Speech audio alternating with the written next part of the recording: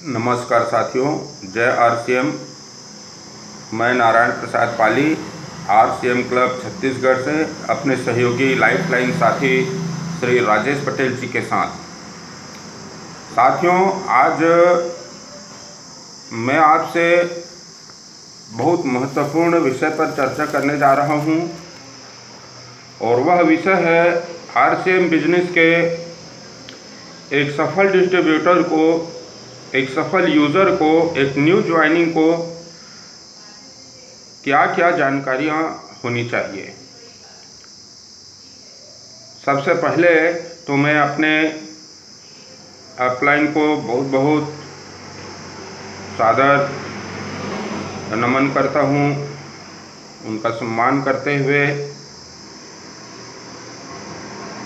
उनको बहुत बहुत धन्यवाद देता हूँ। आज मैं जो कुछ भी हूँ इस बिजनेस में अपनी अपलाइन के कारण हूँ। साथियों, अपने अपलाइन का हमेशा सम्मान करना चाहिए, क्योंकि वही एक शख्स है जिसने आपको इस इंडस्ट्री में इंट्रोडक्शन कराया, इस इंडस्ट्री से रूबरू कराया और आपके जीवन में खुशियों का अंबार खड़ा कर दिया। तो मैं अपने अपलाइन के प्रति बहुत बहुत हृदय से धन्यवाद ज्ञापित करता हूँ। और आगे चर्चा में आगे बढ़ते हैं। मेरे भाइयों, मेरे साथियों, जब तक हम किसी विषय वस्तु को, जब तक हम किसी व्यक्ति को नहीं समझ पाते हैं, नहीं पढ़ पाते हैं, तब तक हमें पूर्ण लाभ प्राप्त नहीं होता है।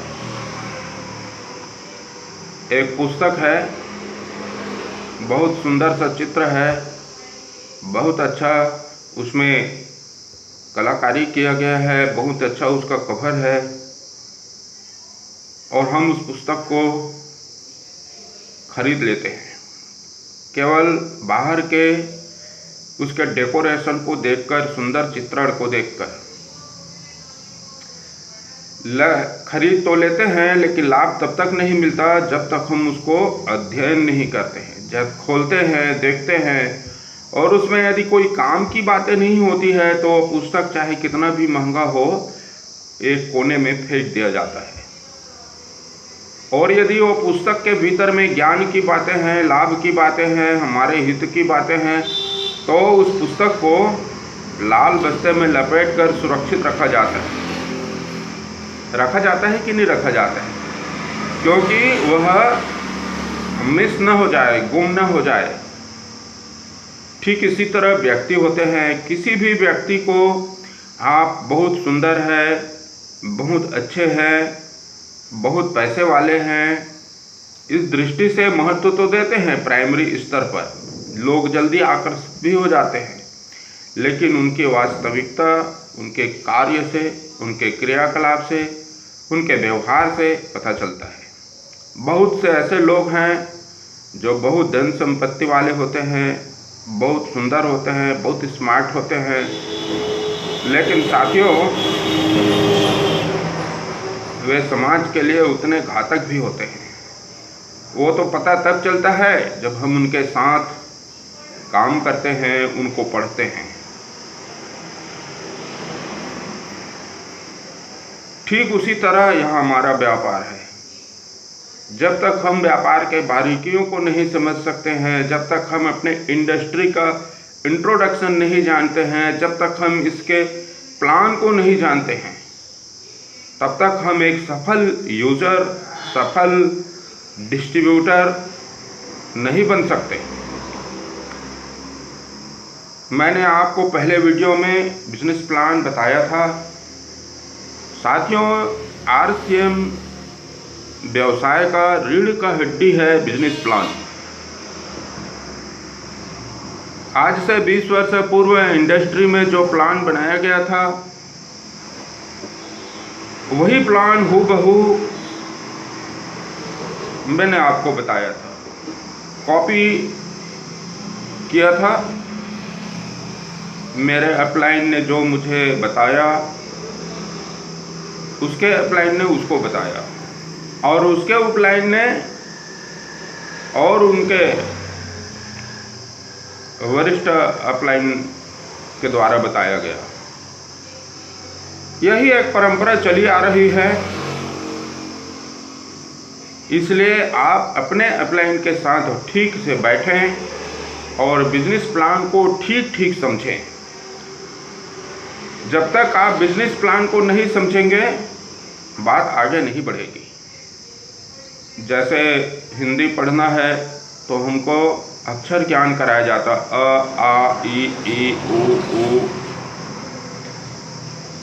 जैसे हम इंग्लिश पढ़ते हैं तो हमको A B C D E F G H I J K L M N O P Q R S T U V W X Y Z, ये कैपिटल लेटर में भी होता है दोस्तों, और स्मॉल लेटर में भी होता है। फिर उसका हमको ग्रामर भी पढ़ाया जाता है। जब तक हम ये सब नहीं पढ़ते हैं, हम एक अच्छे वक्ता नहीं बन सकते, अच्छा राइटर नहीं बन सकते, अथवा अच्छे पाठक नहीं बन सकते। मान लीजिए आप पुस्तक नहीं लिखना जानते तो पुस्तक पढ़ तो सकते हैं ना। ठीक इसी तरह यह बिजनेस है। आप यदि एक अच्छा डायरेक्ट सेलर नहीं बन सकते तो कोई बात नहीं है, आप पहले अच्छा यूज़र बने, अच्छा उपभोक्ता बने, अच्छा एक ऐसा उपभोक्ता बने जो आप ठीक ठीक लोगों को प्रोडक्ट के संदर्भ में बता सकें। और वह तभी संभव है जब आप अपने अपलाइन के साथ टच में रहेंगे, संपर्क में रहेंगे, प्रोडक्ट खरीदते रहेंगे, प्रोडक्ट को 100% यूज़ करते रहेंगे, तो आप अच्छी तरह से प्रोडक्ट के संदर्भ में समझ सकते हैं और दूसरों को समझा भी सकते हैं।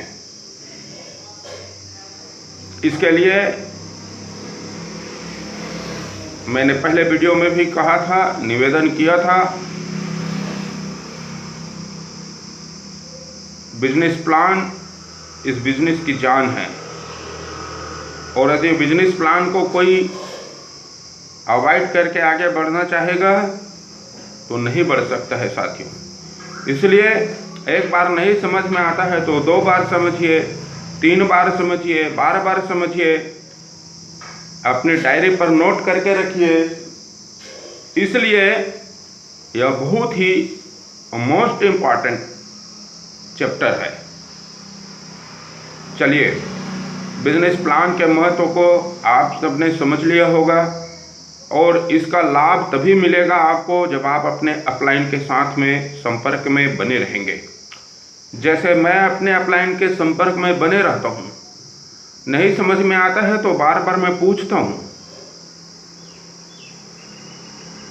आप भी अपने अपलाइन के साथ टच में बने रहें और ठीक बिजनेस प्लान को समझने का प्रयास करें कि एक शीर्ष पर बैठी हुई कंपनी है, वह प्रोडक्ट तैयार करती है।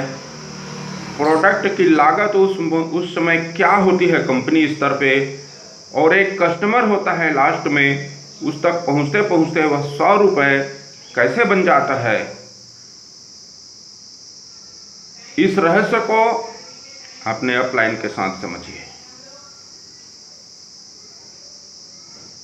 प्लान का दूसरा भाग है कि एक कंपनी RCM भी है और प्रोडक्ट वह भी तैयार करती है और सीधे अपने डिस्ट्रीब्यूटर को पिकअप सेंटर के माध्यम से उपलब्ध करा देती है। पिकअप सेंटर से हमको प्रोडक्ट मिलता है और हमको परफॉर्मेंस बोनस के आधार पर राशि भी आ जाता है।